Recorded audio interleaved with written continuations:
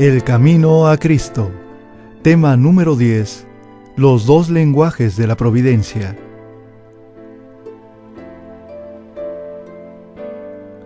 Son muchas las maneras en que Dios procura dársenos a conocer y ponernos en comunión con Él. La naturaleza habla sin cesar a nuestros sentidos. El corazón que esté preparado quedará impresionado por el amor y la gloria de Dios según lo revelan las obras de sus manos. El oído atento puede escuchar y atender las comunicaciones de Dios por las cosas de la naturaleza, los verdes campos, los elevados árboles, los capullos y las flores, la nubecilla que pasa, la lluvia que cae, el arroyo que murmura. Las glorias de los cielos hablan a nuestro corazón y nos invitan a conocer a aquel que lo hizo todo.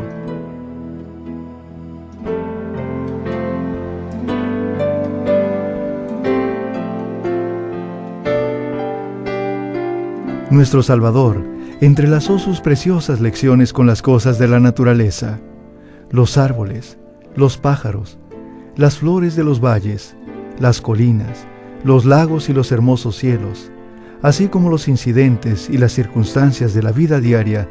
Todos fueron ligados a las palabras de verdad para que así sus lecciones fuesen traídas a menudo a la memoria, aún en medio de los cuidados de la vida de trabajo del hombre.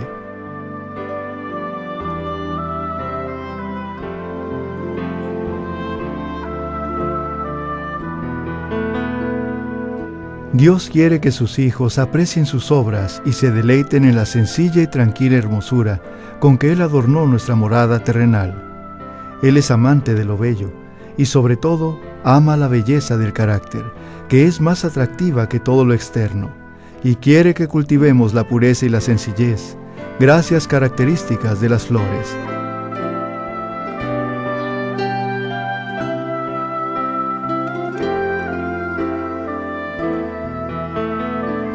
Si tan solo queremos escuchar, las obras que Dios creó nos enseñarán preciosas lecciones de obediencia y confianza. Desde las estrellas que en su carrera sin huella por el espacio siguen de siglo en siglo los derroteros que les asignó, hasta el átomo más diminuto, las cosas de la naturaleza obedecen la voluntad del Creador, y Dios cuida y sostiene todo lo que creó.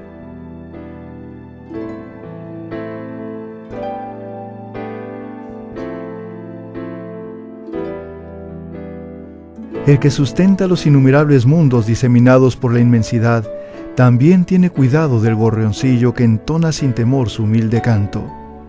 Cuando los hombres van a su trabajo o están orando, cuando se acuestan por la noche o se levantan por la mañana, cuando el rico se sacia en el palacio o cuando el pobre reúne a sus hijos alrededor de su escasa mesa, el Padre Celestial vigila tiernamente a todos. No se derraman lágrimas sin que Él lo note. No hay sonrisa que para Él pase inadvertida.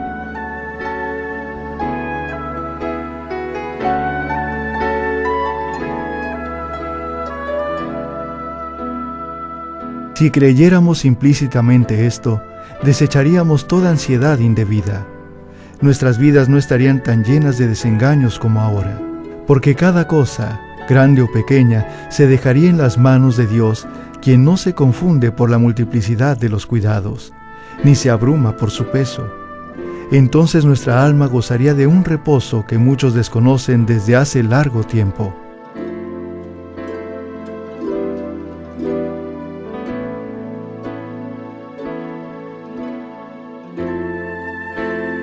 Cuando vuestros sentidos se deleiten en la amena belleza de la tierra, pensad en el mundo venidero que nunca conocerá mancha de pecado ni de muerte, donde la faz de la naturaleza no llevará más la sombra de la maldición. Que vuestra imaginación represente la morada de los justos, y entonces recordad que será más gloriosa que cuanto pueda figurarse la más brillante imaginación. En los variados dones de Dios en la naturaleza, no vemos sino el reflejo más pálido de su gloria. Está escrito: cosa que ojo no vio, ni oído oyó, y que jamás entraron en pensamiento humano, las cosas grandes que ha preparado Dios para los que le aman. 1 Corintios 2:9.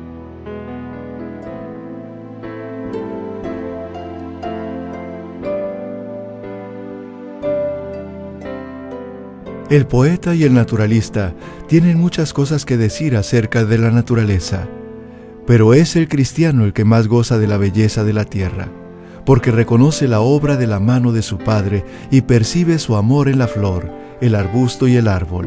Nadie que no los mire como una expresión del amor de Dios al hombre puede apreciar plenamente la significación de la colina ni del valle, del río ni del mar.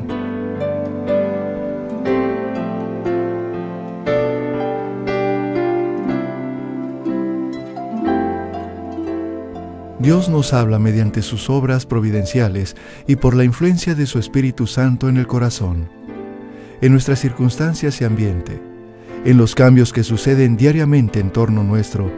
Podemos encontrar preciosas lecciones si tan solo nuestros corazones están abiertos para recibirlas. El salmista, trazando la obra de la providencia divina, dice: «La tierra está llena de la misericordia de Jehová». Salmo 33:5. Quien sea sabio, observe estas cosas, y consideren todas las misericordias de Jehová. Salmo 107:43.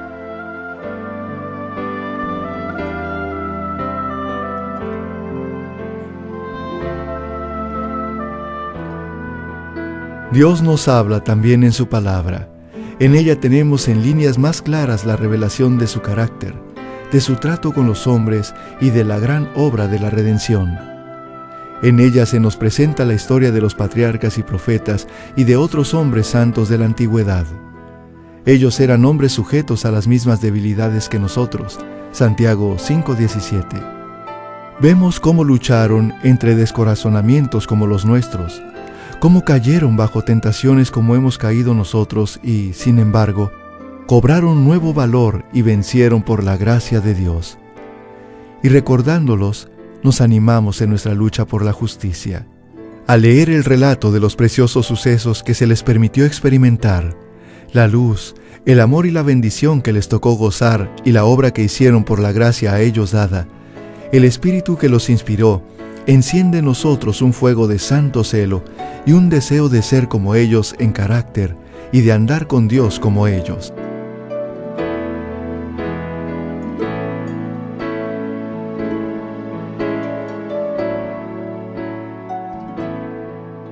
El Señor Jesús dijo de las Escrituras del Antiguo Testamento: «Y cuánto más cierto es esto acerca del Nuevo, y son ellas las que dan testimonio en mi favor». El Redentor, aquel en quien se concentran vuestras esperanzas de la vida eterna. Sí, la Biblia entera nos habla de Cristo.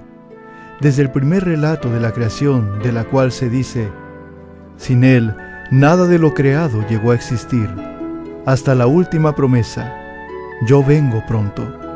Leemos acerca de sus obras y escuchamos su voz. Si deseáis conocer al Salvador, estudiad las Santas Escrituras.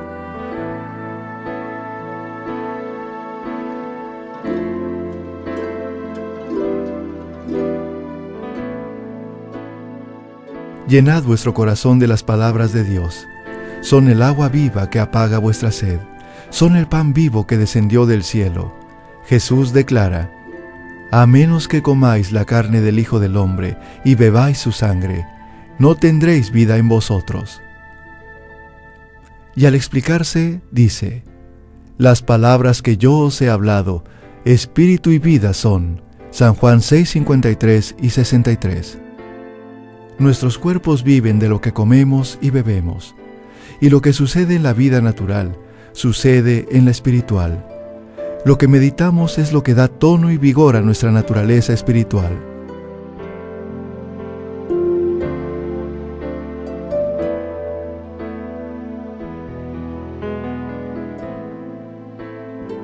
El tema de la redención es un tema que los ángeles desean escudriñar.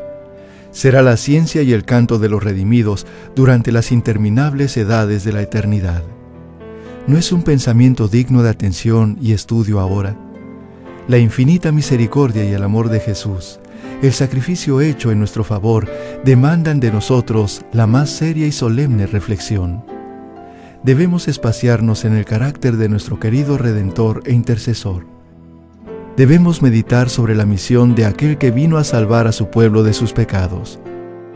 Cuando contemplemos así los asuntos celestiales, nuestra fe y amor serán más fuertes, y nuestras oraciones más aceptables a Dios, porque se elevarán siempre con más fe y amor.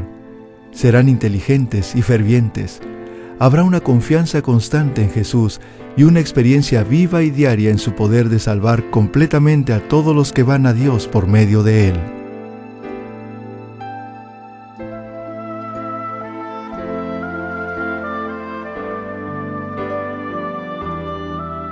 A medida que meditemos en la perfección del Salvador, desearemos ser enteramente transformados y renovados conforme a la imagen de su pureza. Nuestra alma tendrá hambre y sed de ser hecha como aquel a quien adoramos. Mientras más concentremos nuestros pensamientos en Cristo, más hablaremos de Él a otros y lo representaremos ante el mundo.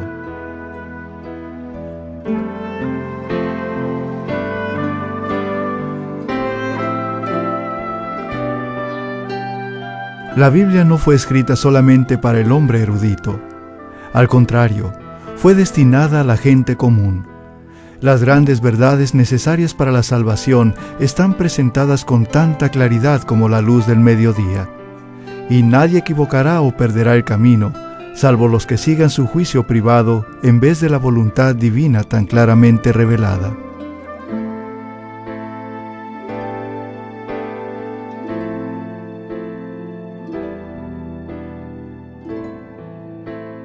No debemos conformarnos con el testimonio de ningún hombre en cuanto a lo que enseñan las Santas Escrituras, sino que debemos estudiar las palabras de Dios por nosotros mismos. Si dejamos que otros piensen por nosotros, nuestra energía quedará mutilada y limitadas nuestras aptitudes.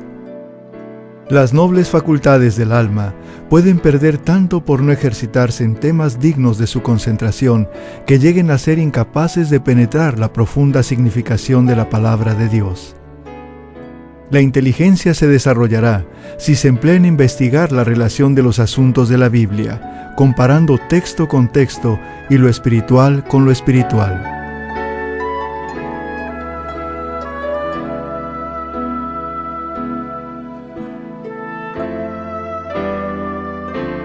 No hay ninguna cosa mejor para fortalecer la inteligencia que el estudio de las Santas Escrituras. Ningún libro es tan potente para elevar los pensamientos, para dar vigor a las facultades, como las grandes y ennoblecedoras verdades de la Biblia. Si se estudiara la palabra de Dios como se debe, los hombres tendrían una grandeza de espíritu, una nobleza de carácter y una firmeza de propósito que raramente pueden verse en estos tiempos.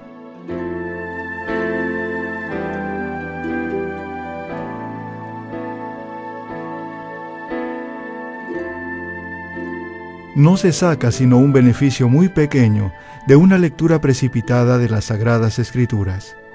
Uno puede leer toda la Biblia y quedarse, sin embargo, sin ver su belleza y comprender su sentido profundo y oculto. Un pasaje estudiado hasta que su significado nos parezca claro y evidentes sus relaciones con el plan de la salvación es de mucho más valor que la lectura de muchos capítulos sin un propósito determinado y sin obtener ninguna instrucción positiva. Tened vuestra Biblia a mano, para que cuando tengáis oportunidad la leáis. Retened los textos en vuestra memoria.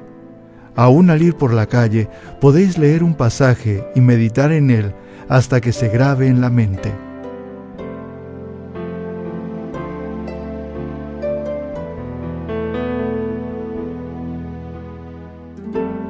No podemos obtener sabiduría sin una atención verdadera y un estudio con oración.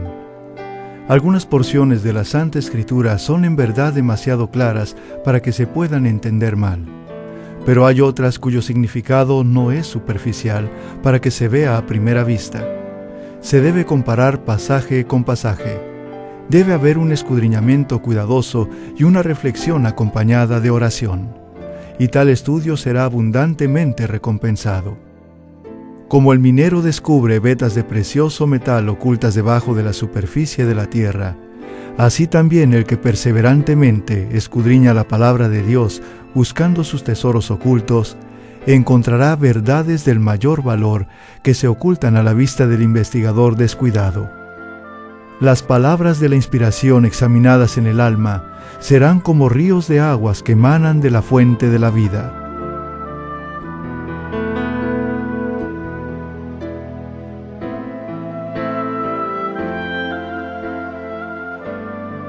Nunca se debe estudiar la Biblia sin oración. Antes de abrir sus páginas, debemos pedir la iluminación del Espíritu Santo y ésta nos será dada. Cuando Natanael vino a Jesús, el Salvador exclamó: «He aquí verdaderamente un israelita, en quien no hay engaño». Dícele Natanael: «¿De dónde me conoces?». Jesús respondió y dijo: «Antes que Felipe te llamara, cuando estabas debajo de la higuera, te vi». San Juan 1:47 y 48. Así también nos verá Jesús en los lugares secretos de oración.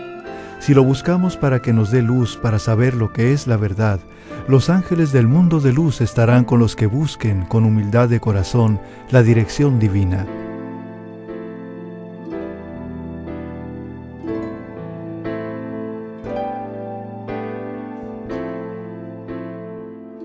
El Espíritu Santo exalta y glorifica al Salvador. Es su oficio presentar a Cristo, la pureza de su justicia y la gran salvación que tenemos por Él. Jesús dice: «Él tomará de lo mío y os lo anunciará». San Juan 16:14. El Espíritu de verdad es el único maestro eficaz de la verdad divina. ¿Cuánto no estimará Dios a la raza humana, siendo que dio a su Hijo para que muriese por ella, y manda su Espíritu para que sea el maestro y continuo guía del hombre?